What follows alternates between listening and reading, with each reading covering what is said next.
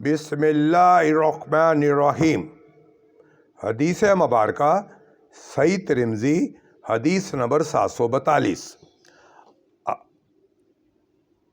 عبداللہ بن مسعود رضی اللہ عنہ کہتے ہیں کہ رسول اللہ صلی اللہ علیہ وسلم ہر ماہ کے شروع کے 3 دن روزے رکھتے اور ایسا کم ہوتا تھا کہ جمعے کے دن آپ روزے سے نہ ہوں۔